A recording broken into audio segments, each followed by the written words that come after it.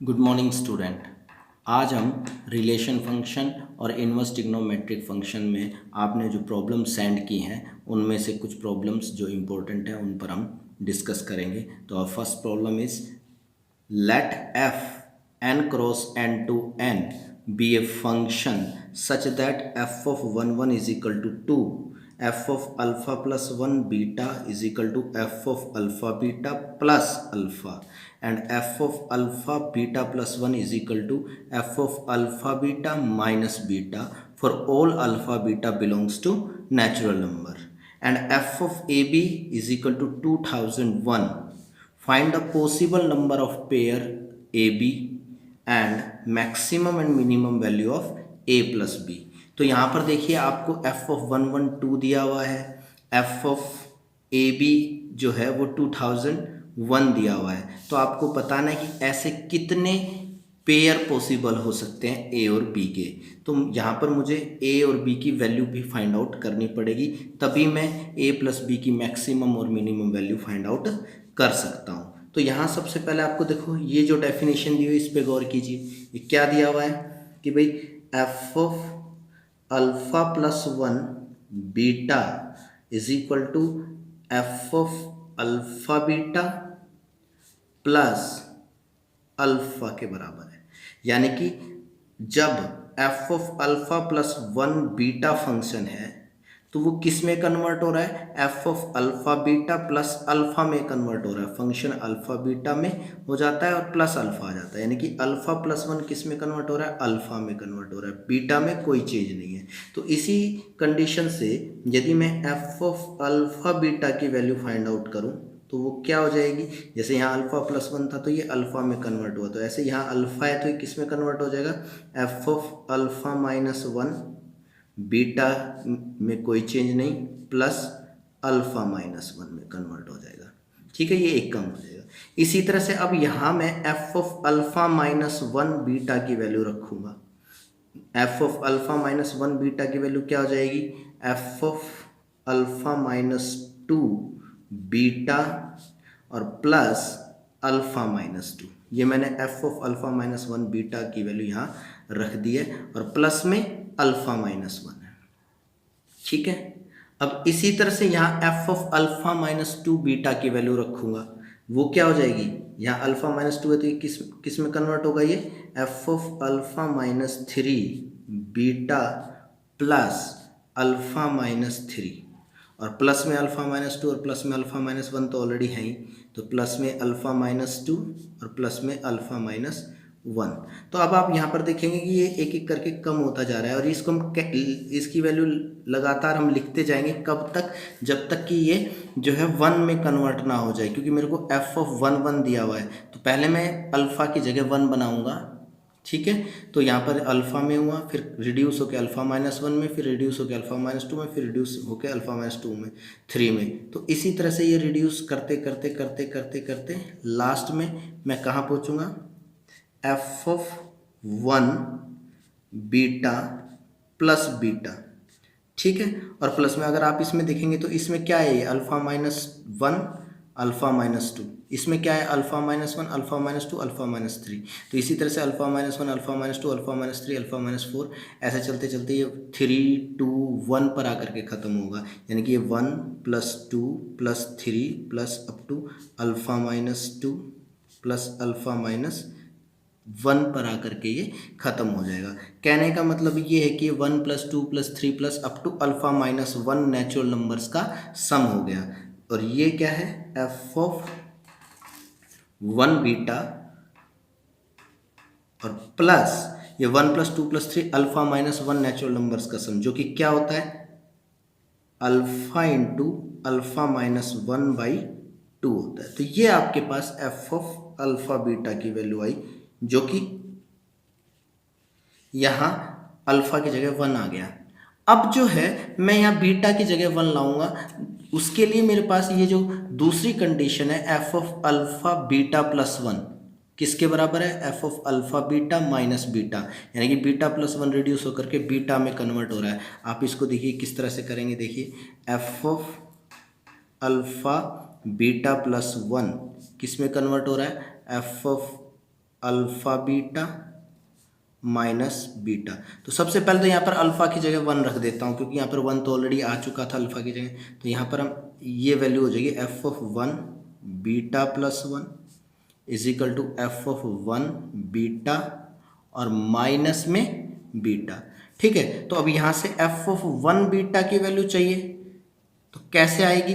जैसे beta plus 1 में ये बीटा में कन्वर्ट हुआ, तो यहाँ पर बीटा में क्या कन्वर्ट हो जाएगा? एफ ऑफ 1 बीटा माइनस 1 और माइनस में बीटा माइनस 1। ठीक है, एफ ऑफ 1 बीटा की वैल्यू क्या आ गई? एफ ऑफ 1 बीटा माइनस 1 और माइनस में बीटा माइनस 1। अब इसी तरह से अब यहाँ पर हम एफ ऑफ 1 बीटा माइनस 1 की वैल्यू रखेंगे, क्या आएगी?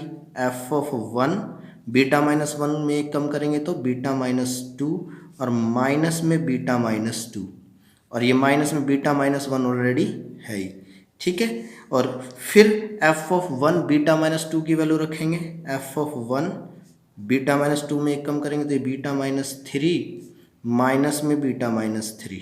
ठीक है, और ये माइनस में बीटा माइनस 2 और माइनस में बीटा माइनस 1 ऑलरेडी है आपके पास, बीटा माइनस 2 और माइनस में बीटा माइनस 1।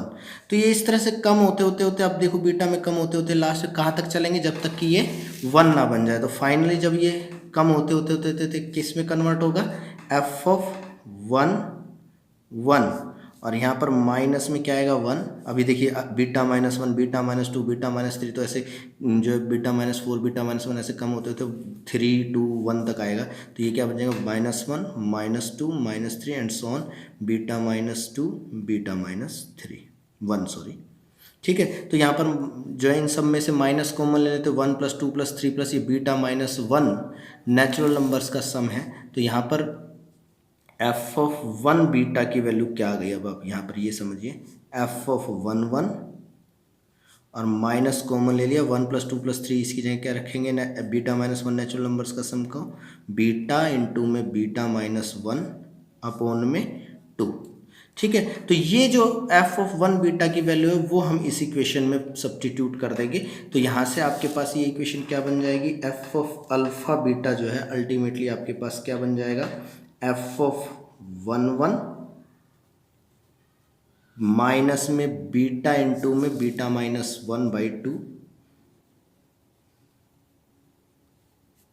और प्लस ये अल्फा इंटू में अल्फा माइनस 1/2।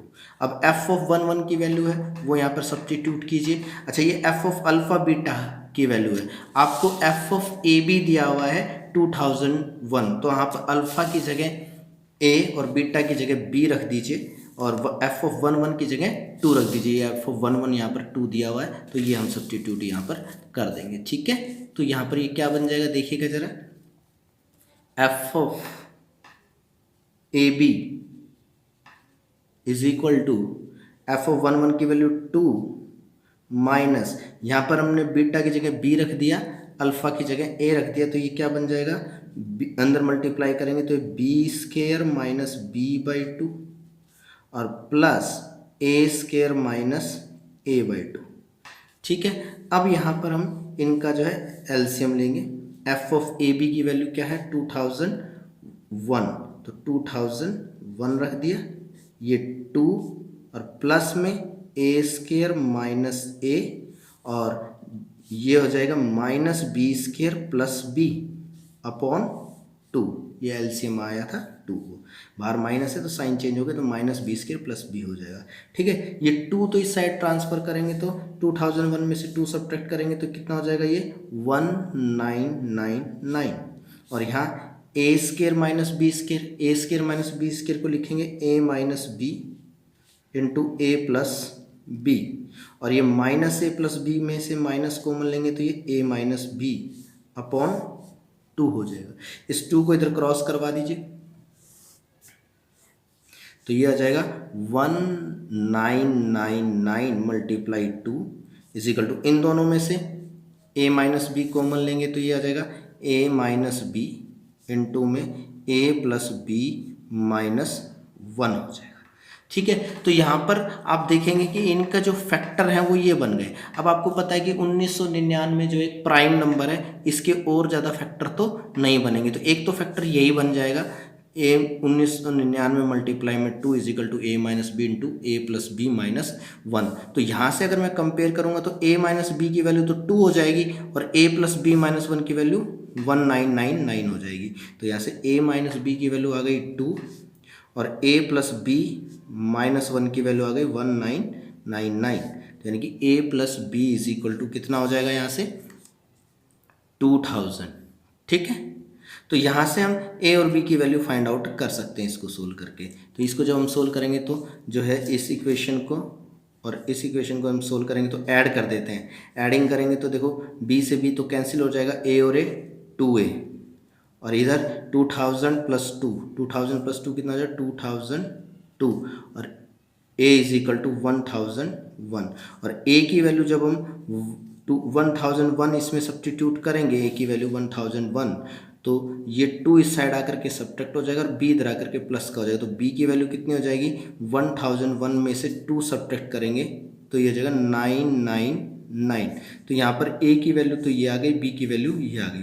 अच्छा, दूसरा इसका फैक्टर ये भी बन सकता था कि भाई इसको मैं 2 से मल्टीप्लाई करता तो ये हो जाता 9 दूनी 18, 9 दूनी 18 और 1 19, 9 दूनी 18 और 1 19, 2 एकम 2 और 1 3 और इधर ये गुणा में कुछ नहीं है तो 1 और इधर ये a minus b into a plus b minus 1। तो एक फैक्टर ये हो सकता है कि भाई a माइनस बी को 1 ले लिया जाए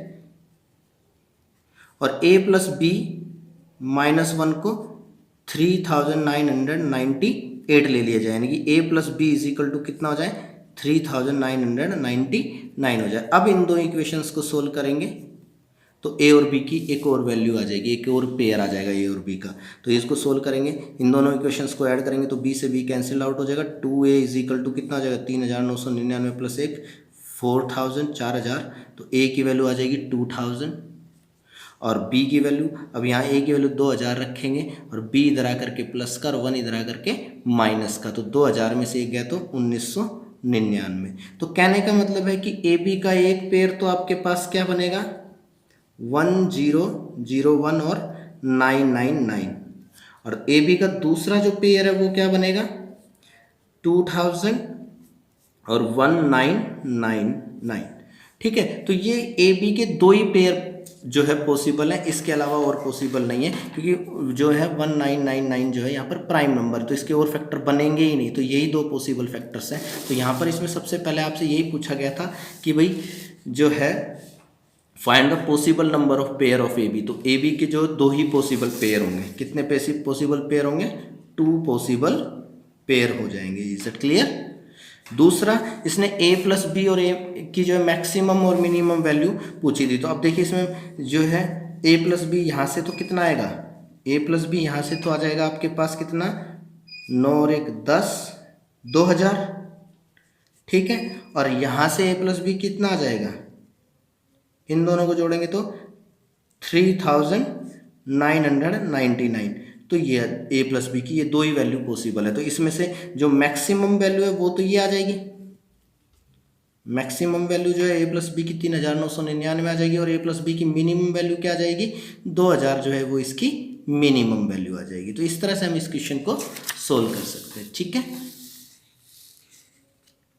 second question is if f of xy is equal to maximum of xy raised the power minimum of xy and g of xy is equal to maximum of xy minus minimum of xy, then find the value of greatest integer of f of g minus 1 minus 3 by 2 g minus 4 minus 7.5 minus 1.75 where this is the greatest integer function। तो यहाँ पर आप सबसे पहले समझेंगे कि maximum of X Y का क्या मतलब है। मैक्सिमम ऑफ एक्स वाई का मतलब है कि एक्स और वाई में से जो मैक्सिमम है यानी कि जो बड़ा है, ठीक है। एक्स और वाई में से अगर एक्स और वाई में से वाई बड़ा है तो maximum of X Y Y आएगा, और अगर एक्स और वाई में से एक्स ग्रेटर है वाई से तो maximum of X Y X आएगा। इसी तरह से मिनिमम ऑफ एक्स वाई जो है क्या आएगा, जो एक्स और वाई में से जो लेस है, ठीक है, वो मिनिमम वैल्यू एक्स और वाई में से जो छोटा है वो लिया जाएगा। ठीक है, तो maximum of f of X, maximum of X Y का क्या मतलब हो गया, greater in X and Y, और मिनिमम का मतलब least in X and Y. ठीक है, तो ये जो है मतलब है। तो अब यहां पर सबसे पहले देखो g -1 -3/2 की वैल्यू निकालते हैं।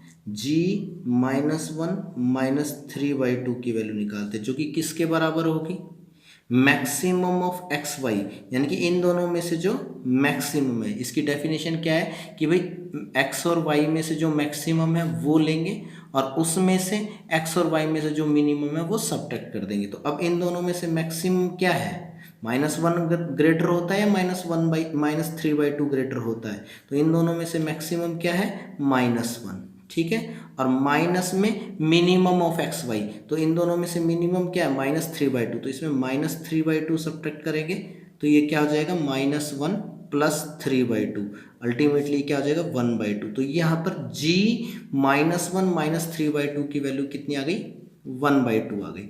इसी तरह से g -1.75 की वैल्यू फाइंड आउट करेंगे, देखते हैं क्या आती है। तो -4 और माइनस का 1.75 में से जो मैक्सिमम है, क्या मैक्सिमम है इन दोनों में से, इन दोनों में से माइनस का 1.75 मैक्सिमम है, तो ये तो हो गया मैक्सिमम। ठीक है, और माइनस में मिनिमम ऑफ एक्स वाई, तो इन दोनों में से जो मिनिमम है, तो इन दोनों में से मिनिमम क्या है, -4, तो -4 सब्ट्रैक्ट करेंगे तो ये माइनस का 1.75 और प्लस का 4, तो ये अल्टीमेटली कितना हो जाएगा, 4 में से माइनस का 1.75 सब्ट्रैक्ट करेंगे तो ये कितना हो जाएगा, 2.25 आ जाएगा। इज इट क्लियर, तो ये इसकी वैल्यू आ गई। तो अब आपको जो वैल्यू फाइंड आउट करनी है, अब आपको क्या फाइंड आउट करना है, पहले एफ ऑफ g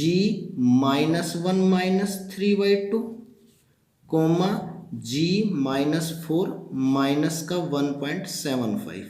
इसका मतलब आपको क्या फाइंड आउट करना है, एफ ऑफ, इसकी वैल्यू कितनी आई है 1/2 और इसकी वैल्यू कितनी आई है 2.25। अब आप एफ फंक्शन देखिए, एफ फंक्शन क्या था, एफ ऑफ एक्स वाई किसके बराबर था, maximum of X Y raise the power minimum of X Y, यानी कि एक्स और वाई में से जो ग्रेटर है उसकी पावर एक्स और वाई में से जो मिनिमम है वो। तो यहाँ पर एफ ऑफ 1/2 2.25 की वैल्यू क्या आ जाएगी, इन दोनों में से जो ग्रेटर है, इन दोनों में से ग्रेटर क्या है 2.25, ये तो हो गया मैक्सिमम ऑफ एक्स वाई, और इसकी power minimum of X Y, इन दोनों में से मिनिमम क्या 1/2, तो इसकी पावर लेंगे 1/2, तो ये हो जाएगा 225 अपॉन में 100 की पावर 1/2, यानी कि इसका स्क्वायर रूट, ये कितना आ जाएगा 225 का स्क्वायर रूट 15, 100 का स्क्वायर रूट 10, 15/10 यानी कि 1.5, तो अल्टीमेटली ये इसकी वैल्यू आ जाएगी। अब आपको इसका क्या निकालना है, ग्रेटेस्ट इंटीजर फंक्शन निकालना है, यानी कि आपको क्या फाइंड आउट करना था, f greatest integer of f of g -1 -3/2 comma g -4 -1.75, ठीक है, और इसकी ग्रेटेस्ट इंटीजर वैल्यू, तो ये जो वैल्यू आई है ये कितनी आई है 1.5 और इसकी ग्रेटेस्ट इंटीजर वैल्यू क्या आ जाएगी 1, तो 1 is the required answer. Now the next question is if f of x is equal to 1 plus x square when x is less than equal to 1 and x plus 1 when x is greater than 1 and less than equal to 2 and gx is equal to 1 minus x if x is greater than equal to -2 and less than equal to 1।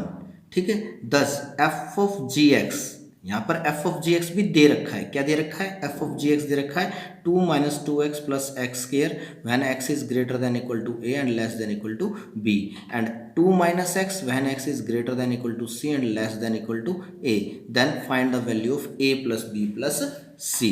तो यहाँ पर सबसे पहले देखने वाली बात ये है कि एफ ऑफ जी जो है वो कब डिफाइन होता है? जब g की रेंज ऑफ g जो है सबसेट हो किसका? डोमेन ऑफ f का। ठीक है, या फिर मैंने आपको बताया था कि अगर g की रेंज पूरी की पूरी f के डोमेन में नहीं आ रही है और g की रेंज का कुछ पोर्शन डोमेन ऑफ f में आ रहा है, तो फिर वहां पर हम g की डोमेन को इस तरह से डिफाइन करते हैं कि इसकी रेंज पूरी की पूरी डोमेन ऑफ f में आ जाए। तो यहाँ पर मेरे को अल्टीमेटली इसको डिफाइन ही करवाना है। तो मैं क्या करूँगा, मैं सीधा एफ ऑफ जी एक्स ही निकालता हूँ और देख लेता हूँ कहाँ कहाँ डिफाइन है। तो सीधी सी बात है कि भाई एफ ऑफ जी एक्स का क्या मतलब होता है? एफ ऑफ जी एक्स का मतलब हो गया कि भाई एफ फंक्शन के अंदर आप जी एक्स सब्स्टिट्यूट करेंगे। ठीक है, एफ फंक्शन में क्या सब्स्टिट्यूट करेंगे? जी एक्स। तो जो आपका एफ फंक्शन है उसमें आप जी एक्स सब्स्टिट्यूट कर दीजिए, जहां भी एक्स है वहां सब जी एक्स सब्स्टिट्यूट कर दीजिए। तो ये क्या बन जाएगा? 1 प्लस, ये देखो 1 प्लस एक्स स्क्वायर है तो 1 प्लस जी एक्स का square when g X is less than equal to 1। ठीक है, दूसरा x प्लस 1 है तो x की जगह जी एक्स रखेंगे तो g of x plus 1 when g X is greater than 1 and less than equal to 2। ठीक है भाई, ये समझ में आ गया आपको? जहां x था वहां पे जी एक्स लिख लिया। अब देखिए जी एक्स कहां तक डिफाइंड है। अब यहां पर जी एक्स तभी डिफाइन है जब x माइनस 2 से 1 के बीच में हो। तो यानी कि यहाँ पर आप जी एक्स की वैल्यू भी सिर्फ वही लेंगे जब x माइनस 2 से 1 के बीच में लाई करता हो। तो यहाँ से एक चीज़ मेरे को ध्यान रखनी है कि x की वैल्यू माइनस 2 से 1 के बीच में लाई करेंगे, क्योंकि f ऑफ जी एक्स की डोमेन वही होगी जो g की डोमेन होगी। तो अब यहाँ पर मैं जी एक्स की वैल्यू सब्स्टिट्यूट कर रहा हूँ। तो जी एक्स की वैल्यू यहाँ सब्स्टिट्यूट करते हैं तो देखिए क्या बनता है। ये बन जाएगा आपके पास 1 प्लस जी एक्स की वैल्यू क्या है? जी एक्स की वैल्यू 1 माइनस एक्स है। कब? जब x माइनस 2 से 1 के बीच में लाई कर रहा है। तो यहाँ पर 1 प्लस जी एक्स की वैल्यू क्या रख देंगे? 1 माइनस एक्स का square when 1 minus X is less than equal to 1। जहाँ भी जी एक्स है वहाँ 1 रख दिया है। और दूसरा जो यहाँ रखेंगे जी एक्स की वैल्यू तो क्या आ जाएगा? 1 माइनस एक्स प्लस 1। कब? जब जी एक्स की वैल्यू 1 से 2 के बीच में लाई करिए। जी एक्स क्या है? 1 माइनस एक्स हो रही है। 1 माइनस एक्स की वैल्यू 1 से ग्रेटर और लेस देन इक्वल टू 2, और साथ में x की वैल्यू माइनस 2 से प्लस 1 के बीच में लाई करना चाहिए। ठीक है, तो अब इसको अगर मैं सिंप्लीफाई करूं तो आप देखेंगे कि एफ ऑफ जी एक्स क्या बन रहा है? एफ ऑफ जी एक्स आपका क्या बन रहा है? इसका स्क्वायर खोलेंगे तो क्या आएगा? 1 प्लस, इसका स्क्वायर खोलेंगे तो 1 plus X square minus 2x, और 1 minus X is less than equal to 1। इस 1 को इधर ले जाइए, x को इधर ले जाइए तो 1 इधर आकर के सब्ट्रैक्ट हो जाएगा। 0 से ग्रेटर होना चाहिए x, और यहाँ से देखिए 1 और 1 2, यानी कि 2 माइनस एक्स वहन। यहाँ पर अब इसको सिंप्लीफाई कीजिए, 1 सब्ट्रैक्ट कर दीजिए सबसे पहले। तो जब मैं 1 सब्ट्रैक्ट करूँगा तो ये minus X is greater than 0 and less than equal to 1। ठीक है, और अब इसको माइनस से मल्टीप्लाई करेंगे तो ये आ जाएगा x is less than 0 and greater than equal to -1। जब हम माइनस से मल्टीप्लाई करते हैं तो इनइक्वलिटी सिंबल चेंज हो जाते हैं, और साथ में x जो है वो -2 से 1 के बीच में लाई करता है। ठीक है, तो अब ये आपका देखो फंक्शन क्या बन गया? F of g x. F of g x आपका बन गया,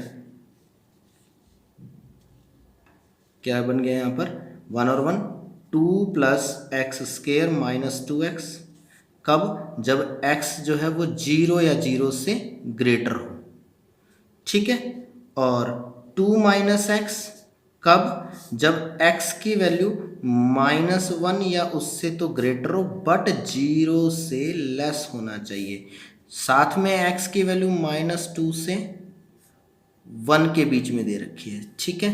तो कहने का मतलब ये हुआ कि 0 से तो ग्रेटर हो, यहाँ पर आप इसको देखेंगे कि भाई ये कंडीशन कब आई है, जब x 0 या 0 से ग्रेटर हो। लेकिन आप 0 से ग्रेटर कहाँ तक ले सकते हैं? आप 0 से ग्रेटर केवल 1 तक ले सकते हैं, क्योंकि x जो है वो -2 से 1 के बीच में लाई कर रहा है। तो ये ओबियसली ये क्या चीज़ बन गई? 1 से लेस, 0 या 0 से ग्रेटर और 1 से लेस हो गई। और ये जो है ठीक है, ये -2 तक जाना चाहिए था, जबकि ये -1 ही है तो -2 से पहले ही आ जाता है -1। तो ये ठीक है कि x जो है -1 से 0 के बीच में लाई करेगा। तो ये f ऑफ g को एक बार मैं फिर से लिख देता हूँ। f ऑफ जी एक्स क्या बन गया आपके पास? 2 + x² - 2x when x is greater than equal to 0 and less than equal to 1, and 2 - x when x is greater than -1 and less than 0। जबकि आपको f ऑफ g एक बार देखेंगे तो क्या दिया हुआ था? 2 - 2x + x² when x is greater than equal to a and less than equal to b, and 2 - x when x is greater than equal to c and less than a। और हमारा यहाँ पर ये आया, ये भी यही आया है कि देखो 2 + x² - 2x when x is greater than equal to 0 and less than equal to 1, and 2 - x when x is greater than equal to -1 and less than 0। तो यहाँ से हम देखें तो a की वैल्यू क्या आ गई? 0, b की वैल्यू क्या आ गई? 1 और c की वैल्यू क्या आ गई? -1। आप इस क्वेश्चन में देखिए ये a, b, c और ये a ही है। और यहाँ पर भी यही चीज़ आ रही है कि ये a, ये b, ये c और ये a। तो a आपके पास आ गया 0, b आपके पास आ गया 1, c आपके पास आ गया -1। तो a + b + c की जो वैल्यू आएगी वो क्या आएगी? 0 + 1 -1 और इज इक्वल टू 0। तो इसका आंसर जो है वो 0 आ जाएगा, ठीक है। तो इसी तरह का एक क्वेश्चन और भी आप लोगों ने पूछा था, तो ये सेम टू सेम है, तो ये कर लेंगे तो आप दूसरा वाला भी कर लेंगे। Now the next question is if f of x is equal to cot inverse x r positive to 0 to pi and gx is equal to 2x minus x square from r to r, then find the range of f of gx। तो आपको यहाँ पर f of gx की range find out करनी है। f of gx की क्या find out करनी है? रेंज। तो हमें पता है कि f of gx की रेंज, f of gx कब डिफाइन होता है? सबसे पहले तो हम ये देखेंगे कि f of gx कब डिफाइन होता है, जब range of G is the subset of domain of F हो, तभी f of g जो है डिफाइन होता है। लेकिन कई बार क्या होता है कि g की जो रेंज होती है वो पूरी की पूरी f के डोमेन में नहीं जाती है, जबकि g की रेंज का कुछ पोर्शन f की डोमेन का सब हिस्सा होता है, सब जो है इसका पोर्शन होता है। तब मैं क्या करता हूँ?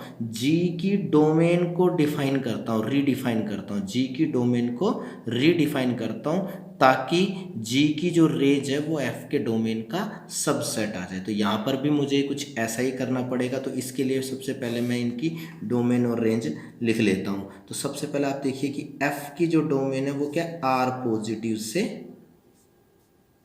0 to π/2। Is it clear? Defined as f of x is equal to cot inverse x। और वैसे तो हमें पता है कि कोट इनवर्स x जो फंक्शन है इसकी जो डोमेन होती है वो ऑल रियल नंबर होती है और प्रिंसिपल रेंज 0 से पाई ली जाती है। तो वहाँ पर हमें पता होता है कि जब हम x की पॉजिटिव वैल्यू लेते हैं तो एंगल जो है वो 0 से π/2 के बीच में आएगा, और जब हम x की वैल्यू नेगेटिव लेंगे तो एंगल सेकंड क्वाड्रेंट में जाएगा, यानी कि π/2 से पाई तक। तो यहाँ पर अगर मैं इसकी डोमेन r पॉजिटिव ले रहा हूँ तो ऑब्वियसली इसकी जो रेंज है वो 0 से π/2 के बीच में आएगी। तो ये यहाँ पर प्रॉपरली डिफाइन है। अब बात आती है दूसरे फंक्शन की। g जो फंक्शन दिया हुआ है वो r से r में दिया हुआ है, ठीक है। और किस तरह से डिफाइन किया हुआ है? gx जो है वो कैसे लिखा हुआ है? 2x minus x square. तो यहाँ मैं सबसे पहले इसकी डोमेन और रेंज फाइंड आउट करूँगा, फिर देखूंगा कि क्या इसकी रेंज f के डोमेन का सबसेट है या नहीं है, और नहीं है तो मैं इसकी जी की डोमेन को इस तरह से डिफाइन करूंगा कि ये इसकी जो रेंज बने जी की वो एफ की डोमेन का सबसेट हो जाए। तो इसके लिए मैं इसमें इसकी रेंज फाइंड आउट करना चाहता हूँ, जी फंक्शन की रेंज फाइंड आउट करना चाहता हूँ। तो मैं यहाँ पर इसमें इसकी रेंज फाइंड आउट करने के लिए इसका परफेक्ट स्क्वायर बनाऊंगा। क्वाड्रेटिक है तो परफेक्ट स्क्वायर बना करके हम इसकी रेंज पता कर सकते हैं। तो यहाँ पर एक्स स्क्वायर का कोफिशिएंट नेगेटिव होता है तो माइनस मैंने कॉमन ले लिया, तो एक्स स्क्वायर माइनस 2x। अब इसमें मैंने 1 ऐड कर लिया और 1 सब्ट्रैक्ट कर लिया, तो ये क्या बन गया, माइनस में x माइनस 1 का होल स्क्वायर बन गया ये तो, और माइनस 1। ठीक है, तो यहाँ से जी एक्स की वैल्यू क्या आ गई, बाहर माइनस में साइन चेंज कर देंगे तो माइनस 1 सॉरी प्लस का 1 हो जाएगा और माइनस में x माइनस 1 हो जाएगा का होल स्क्वायर हो जाएगा। तो बेसिकली अगर मैं इसको ग्राफिकली देखूँ तो वहीं से मुझे यहाँ पर क्लियर हो जाएगा कि ये एक्चुअली में क्या है, डाउनवर्ड पैराबोला है। अगर मैं इसका ग्राफ बनाऊँ तो आप देख सकते हैं कि इसका जो पैराबोला बनेगा वो क्या बनेगा, डाउनवर्ड पैराबोला बनेगा। ठीक है,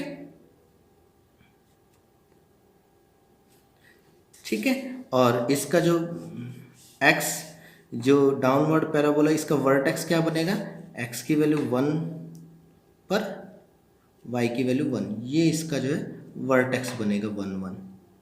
ठीक है, और इससे डाउनवर्ड पैराबोला x की वैल्यू 0 लेंगे तो x की वैल्यू 0 लेंगे तो माइनस 1 का स्क्वायर 1, 1 में से 1 गया तो 0, तो 0 पर 0 आएगा। और जब हम x की वैल्यू 2 लेंगे तो 2 माइनस 1, 1, 1 का स्क्वायर 1, 1 में से 1 गया तो 0। तो अल्टीमेटली ये हम देख रहे हैं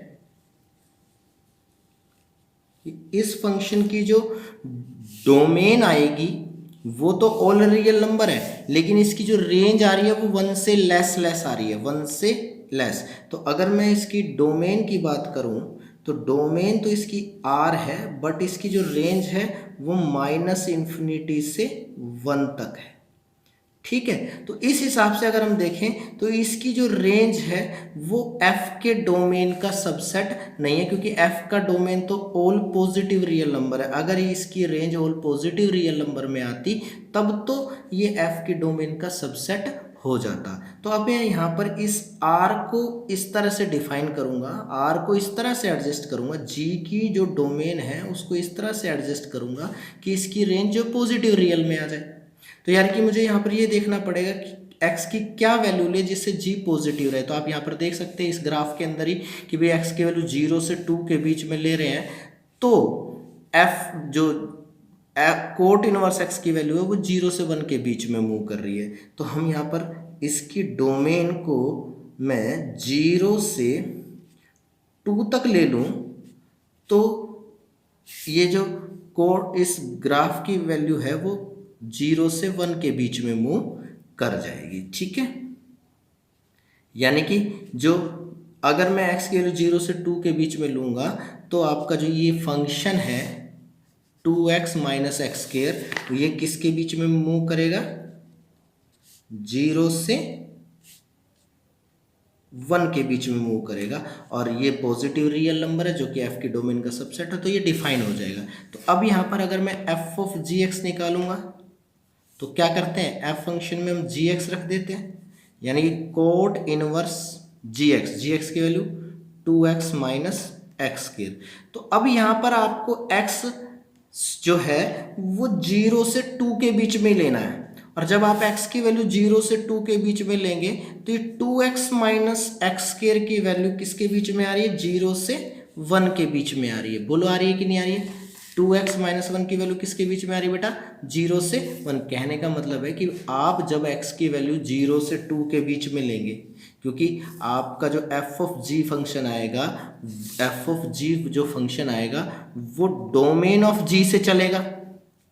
ठीक है ना, तो डोमेन ऑफ g तो आपने क्या डिफाइन किया, 0 से 2, यानी कि आप x की वैल्यू 0 से 2 लेंगे, और 0 से 2 जब लेंगे तो 2x माइनस 1 की वैल्यू 0 से 1 के बीच में मिलेगी। यानी कि ये जो कॉट इनवर्स में ये वैल्यू है, इसको अगर मैं थोड़ी देर के लिए y समझूं, कॉट इनवर्स y समझूं, तो इस y की वैल्यू 0 से 1 के बीच में है, और अगर y की वैल्यू 0 से 1 के बीच में आती है तो कोट इनवर्स y की वैल्यू किसके बीच में आएगी। अब जो है कोट इनवर्स की वैल्यू 0 कब होती है, पाई बाई 2 पर, और 1 कब होती है π/4 पर, यानी कि कोट इनवर्स की जो वैल्यू है वो π/4 से π/2 के बीच में। आप सोचेंगे कि भाई 1 से लेस था और ये 0 से, तो ये आपने 1 की जगह यहीं आपने π/4 क्यों नहीं किया और यहीं आपने π/2 क्यों नहीं किया। तो आपको पता होना चाहिए कि कोट इनवर्स जो फंक्शन है वो एक डिक्रीजिंग फंक्शन है, ठीक है। तो बड़ी वैल्यू जो छोटे एंगल पर मिलेगी, छोटी वैल्यू जो है वो बड़े एंगल पर मिलेगी, यानी कि जो है इनइक्वालिटी सिंबल चेंज हो जाएंगे। तो कोट इनवर्स y की वैल्यू जो है π/4 से π/2 के बीच में लाई करेगी, यानी कि हम कह सकते हैं कि कोट इनवर्स 2x - x² की जो वैल्यू आएगी वो π/4 से π/2 के बीच में आएगी, यानी कि रेंज जो आएगी f(g(x) की, रेंज ऑफ f(g(x) क्या आ जाएगी, क्लोज इंटरवल π/4 से ओपन इंटरवल π/2 तक जो है इसकी रेंज आनी चाहिए। लेकिन यहाँ पर आप देखिए कि ये जो फंक्शन था वो π/2 इसमें ओपन दिया हुआ था, तो आप यहाँ से π/2 को इंक्लूड नहीं करेंगे। तो π/2 को इंक्लूड नहीं करेंगे तो इसकी जो रेंज आएगी close interval π/4 to open interval π/2 जो है इसकी रेंज आएगी। तो ये आपका रिक्वायर्ड आंसर